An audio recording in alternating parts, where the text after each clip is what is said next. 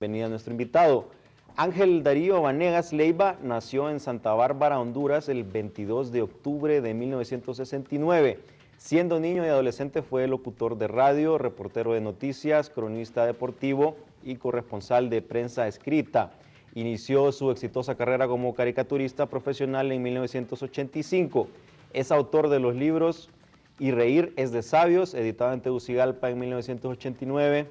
Vanegas en su tinta, editado en España en 1999, Humor y Fe, editado en San Pedro Sula en el 2004, es coautor de los libros Por Humor a Honduras, editado en San Pedro Sula en 1991, Líneas Negras Cabalgan de Nuevo, editado en Inglaterra en 1992, Europa se burla del racismo, editado en España en 1999.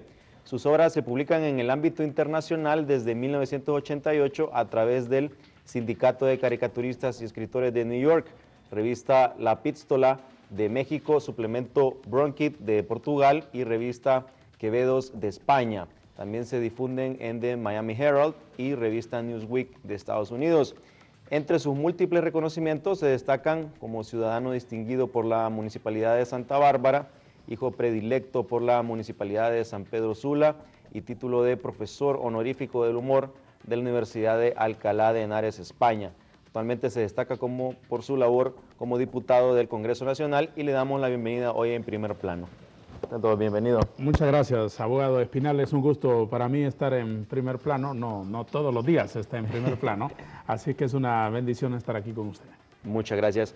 Vemos la situación que está sufriendo ahorita la educación, se está complicando lo del IMPREMA y también pues los maestros tienen ahorita pues quejas con el Congreso Nacional por la ley en el que se está descentralizando. Se procura pues dar a la municipalidad un mayor control sobre la educación y se está debatiendo en el Congreso esta ley que se le llama de incentivo para la participación comunitaria. Precisamente qué fue lo que pasó el día de ayer en el Congreso, en el cual pues vimos imágenes de maestros que estuvieron afuera realizando las protestas, pero al interno del Congreso, ¿qué fue lo que se desarrolló? Muy bien, abogado Espinal, usted como estudioso de la vida nacional sabe que la educación en Honduras ha hecho crisis. Igual, este país tiene crisis en distintos aspectos. Lo mismo dirán los del sector salud, lo mismo dirán los del sector productivo, lo mismo decimos todos los ciudadanos en torno a temas tan palpitantes como el tema de la seguridad ciudadana, por ejemplo.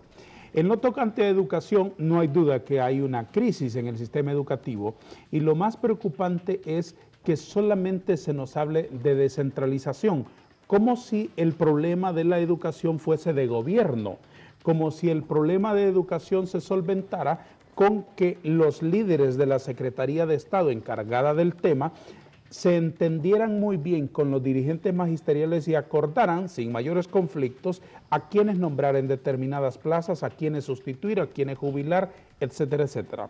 Yo soy del parecer de que ante una crisis tan brutal como la que tiene el sistema educativo, que tiene mayores repercusiones en otros ámbitos de la vida nacional, debe haber un enfoque global y por lo tanto soluciones globales. No solamente hablar de que para nombrar los maestros ahora tendrán que intervenir los alcaldes, la comunidad, los padres de familia, los rotarios, los caballeros del Santo Entierro, los futbolistas del pueblo, etcétera, etcétera, sino hablar de los contenidos que está enseñando nuestro sistema educativo. ¿Hacia dónde queremos llevar al país? ¿Qué modelo educativo estamos trasladándole a los muchachos? ¿Cuánta responsabilidad tiene el Estado en la forma de enseñar, puesto que no tenemos una educación que nos libera? La educación no nos está enseñando a aprender, no tenemos capacidad de análisis, no nos invita a la lectura, no se prolonga más allá de las horas de clase, etcétera, etcétera. Yo quisiera que habláramos de esas cosas. Obviamente se ha hablado del sistema de pago de maestros, de contratación de maestros, etcétera, porque eso hace una crisis inmediata, explosiva, bulliciosa, y hay que solventarla porque si no el día de mañana tampoco nuestros niños tendrán clases. Entonces, mientras se estén poniendo soluciones de muy corto plazo y tengamos a un ministro de Educación únicamente apagando fuegos, no vamos a tener la capacidad como nación de enfrentar el problema en el contexto y vamos a tener recurrentemente a los maestros en las calles reclamando cosas así muy puntuales y no tendremos a un Estado aplicando la medicina a un enfermo de coma, como me parece a mí que es el sistema educativo. En resumen, yo creo que hay que hablar algo más que descentralizar, algo más que distribuir un poco el poder y las decisiones burocráticas entre alcaldes y entre líderes comunitarios, que después de todo no tengo idea cómo a los alcaldes les están cargando de tantas cosas, puesto que van a decidir ahora sobre el plan de nación, van a decidir sobre la descentralización de salud, van a decidir sobre 1000 cosas y además ahora les agregan la asignatura de educación. Pero me parece que hay que hablar un poco más allá. El modelo educativo, ¿qué estamos enseñando? ¿Cómo estamos ayudando a que la educación sea un elemento liberador de los ciudadanos para que tengan capacidad de análisis? Y no enfrentemos el espejismo de las cifras, cuántos muchachos estamos sacando de las escuelas, sino que los veamos en la vida práctica. El sistema está haciendo de los muchachos egresados de las escuelas, de los colegios y de las universidades, personas que se conviertan en generadores de cambio. Estaremos asistiendo entonces, me temo, al espejismo de ver muchachos con excelencia académica, que usted les ha visto, full buenas notas, como dicen ellos mismos en su lenguaje medio inglés, medio español, total calidad en sus notas, excelencia académica, una medalla al terminar las clases, pero póngalos usted en la vida diaria, póngalos usted en un trabajo, en el mundo laboral, a solventar un fenómeno sorprendente, una tarea nueva, a ver qué capacidad tenemos de solucionarla, de imaginar, de atisbar soluciones. Muy pocas. Entonces, por eso, si el sistema no está siendo liberador, si el sistema no nos está convirtiendo en hombres libres, pensantes, transformadores, con valores, entonces algo está fallando. El sistema educativo no solamente ministro, directores, maestros, alumnos y padres de familia. En el proceso de educación debemos involucrarnos todos, desde los medios de comunicación, la sociedad en general, las iglesias y sobre todo la familia, porque gran parte de las consecuencias de una mala educación que tenemos los hondureños y una crisis en el sistema viene del hogar, porque del hogar vienen los niños ya con los antivalores que los maestros en el aula no pueden arrancar de sus corazones. Por eso me parece a mí que hace falta que el Estado tenga un poco de serenidad y vea todo el contexto, no solamente que los pupitres están deteriorados, que las aulas están deterioradas, que los maestros no están siendo capacitados, no están siendo supervisados. ¿Quién supervisa la calidad de los maestros, la formación de los maestros, etcétera? Sino que más allá de las condiciones precarias en las que reciben clases nuestros niños, a sombra de árboles, en unos calores infernales, debajo de galeras como estas que están en la imagen, etcétera, etcétera, que es una imagen demasiado frecuente en muchas escuelas de la Honduras profunda. Más allá de eso, ¿qué le está enseñando ese maestro a esos niños? Esos niños están utilizando la herramienta del lápiz y el cuaderno para que sea la herramienta que rompa las cadenas de la pobreza que ató a sus bisabuelos, a sus abuelos y a sus padres. Esas me parece a mí que son preguntas fundamentales. Sí, es un problema complejo. Vemos la problemática que hay también con la infraestructura que hay para las escuelas. Recordamos que Honduras tiene en su presupuesto uno de los presupuestos más grandes utilizados para la educación, pero que en su mayoría se van en el pago de salarios. Exacto. Es un problema de educación complejo porque vemos que unas partes pues culpan a las otras por la situación, pero en realidad todos tienen su parte de culpa, tanto como los padres de familia por la desintegración que hay en el hogar, la falta de apoyo a reforzar lo que se pudo haber aprendido en las clases por diversas situaciones, puede ser la situación económica, el trabajo, qué sé yo, pero la realidad es que no hay apoyo de los padres a los niños en cuanto a la educación. La culpa de los profesores también se ha perdido esos profesores de vocación que miraban a sus hijos, a sus alumnos casi como hijos, que los atendían y les inculcaban pues valores morales y los guiaban claro, en la vida, y eran unas personas que eran modelos a seguir, unas personas que se les daba respeto y se les recuerda con mucho cariño. A esos tipos de profesores se han estado perdiendo y ya no son realmente algunos un ejemplo a seguir, sino que ven a veces a maestros en las calles pues haciendo algunos actos casi rozando en lo vandálico, y eso pues a los alumnos pues les pierde una buena imagen que puedan tener los maestros, sin mencionar que también hay corrupción dentro del magisterio. También el gobierno se compromete a cumplir a los maestros cosas que no puede, y después quiere derogarlas o pues quiere corregirlo, pero ya son conquistas sociales que se deben de respetar y deben de cumplir el gobierno.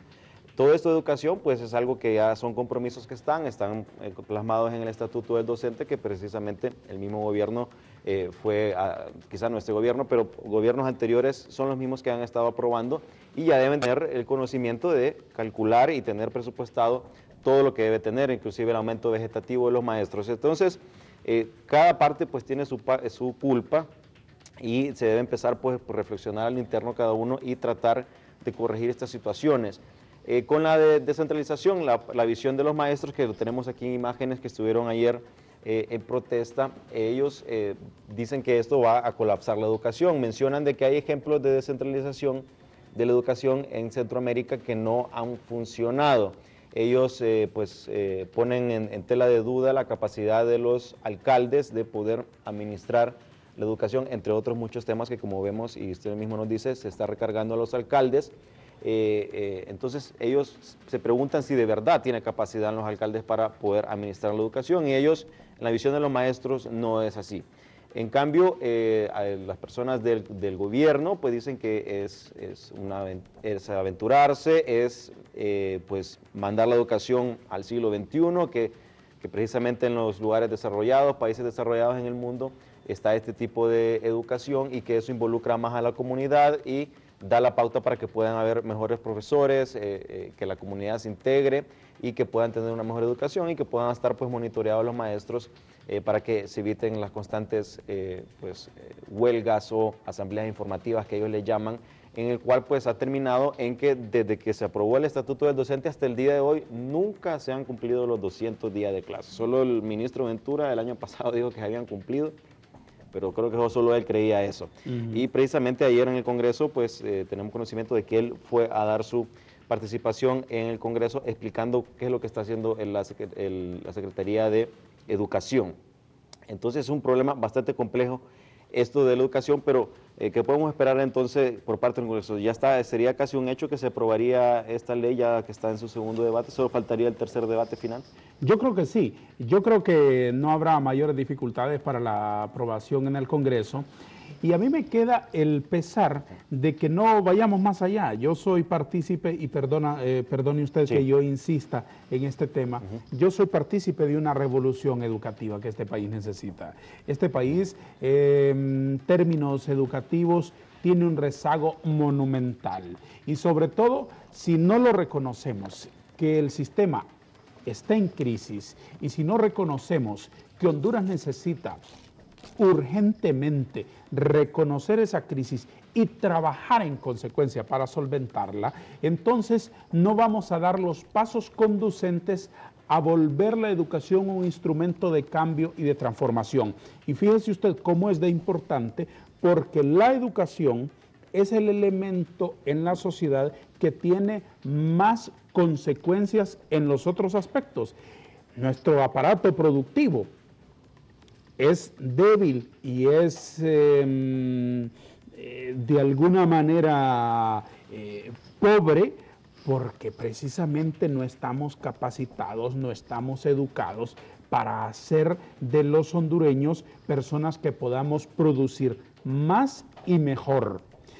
Nuestro ambiente social, nuestra inseguridad, ¿de dónde viene? De nuestra carencia en educación, en valores, de la crisis de valores que tiene nuestra sociedad, porque no tenemos un pueblo educado que pueda tener la capacidad de poder pararse sobre sus valores para construir una mejor sociedad, una sociedad armónica y una sociedad pacífica. Nuestro sistema de salud, vea usted cómo recurrentemente aquí un zancudo nos pone de correr, por Dios santo. Cosas elementales como limpiar nuestra casa, como sacudir el polvo, como evitar que una rueda de carro o una botella acumule agua y ahí se vuelva un fermento de los zancudos y que nos llenen de enfermedades a la familia. se podrían evitar si nosotros estuviésemos educados. Es decir, la educación es el elemento que tiene más consecuencias en la vida de una sociedad y me parece fundamental atenderlo. Sí, sin duda alguna, la experiencia está en los países desarrollados que la educación es el fundamento para el desarrollo. Y una educación de calidad. Nos explicaba, y algo muy cierto, que los profesores cuando no dan, bueno, como no cumplen los días de clase por las diferentes situaciones que se dan, por los incumplimientos que da el gobierno a los compromisos que tiene, al final termina el año lectivo y los alumnos pasan con buenas notas. Esto evita pues que los padres de familia se enojen, porque si salen con malas notas y malas calificaciones van a decir, bueno, pero esto no es culpa de nosotros, es culpa de los maestros que no dan clase. Entonces, dan buenas notas y tienen una falsa idea de que pues, son unos alumnos de excelencia académica, qué sé yo, y cuando ya van a la educación superior a la universidad se dan cuenta de las bases que le falta, y que incluso la misma universidad tiene que dar clases casi como reforzamiento, clases generales de un español, historia de Honduras, matemáticas 101, 100, y que son situaciones que la universidad ya debería de pasar a otro nivel y no dar ese tipo de clases generales como reforzamiento, porque en teoría ya deberían de estar desde la educación media. Me permite, solo vamos a ir a una pausa comercial y regresamos en primer plano abordando esta temática, y también con Alex Laínez, que lo tenemos en el aeropuerto, que vamos a hacer un enlace en vivo con él. Ya regresamos en breve.